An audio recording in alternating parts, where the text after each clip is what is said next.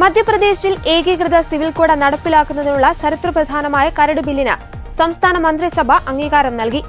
ഭോപ്പാലിനടുത്തുള്ള ചരിത്രപ്രസിദ്ധമായ ജഗദീഷ്പൂരിൽ മുഖ്യമന്ത്രി ഡോക്ടർ മോഹൻ യാദവിന്റെ അധ്യക്ഷതയിൽ ചേർന്ന പ്രത്യേക ക്യാബിനറ്റ് യോഗത്തിലാണ് UCC ബിൽ 2026 ഏകകണ്ഠമായി പാസാക്കിയത്. സംസ്ഥാന നിയമസഭയുടെ മൺസൂൺ സമ്മേളനത്തിൽ ബിൽ അവതരിപ്പിക്കുമെന്ന് മുഖ്യമന്ത്രി അറിയിച്ചു. മധ്യപ്രദേശ് നൽകുന്ന UCC കരട് ബില്ലിലെ പ്രധാന നിർദ്ദേശങ്ങൾ ഇവയാണ്. സംസ്ഥാനത്തെ ഗോത്രവർഗ വിഭാഗങ്ങളെ ബില്ലിന്റെ പരിധിയിൽ നിന്ന് പൂർണ്ണമായും ഒഴിവാക്കിയിട്ടുണ്ട്.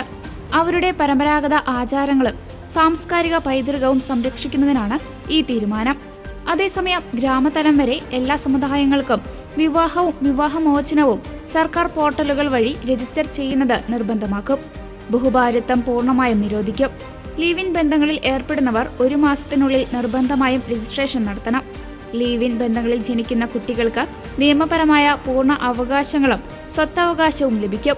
പുരുഷന്മാർക്ക് 21 വയസ്സും സ്ത്രീകൾക്ക് 18 വയസ്സുമായിരിക്കും വിവാഹപ്രായം. സുപ്രീം കോടതി മുൻ ജഡ്ജി രചന പ്രകാശ് ദേശായിയുടെ നേതൃത്വത്തിലുള്ള ഉയർന്നതല സമിതിയാണ് ബില്ലിന്റെ കരട് തയ്യാറാക്കിയത്. സംസ്ഥാന വ്യാപകമായി നടത്തിയ പൊതുജന അഭിപ്രായ രൂപീകരണത്തിന് ശേഷമാണ് റിപ്പോർട്ട് സമർപ്പിച്ചത്. സ്ത്രീ ശാക്തീകരണത്തിനും സമത്വത്തിനും വേണ്ടിയുള്ള വലിയൊരു ചുവടുവെപ്പാണ് ഈ നിയമമെന്നും കക്ഷി രാഷ്ട്രീയത്തിന് അതീതമായി എല്ലാവരും ബില്ലിനെ പിന്തുണയ്ക്കണമെന്നും മുഖ്യമന്ത്രി ഡോക്ടർ മോഹൻ യാദവ് അഭ്യർത്ഥിച്ചു.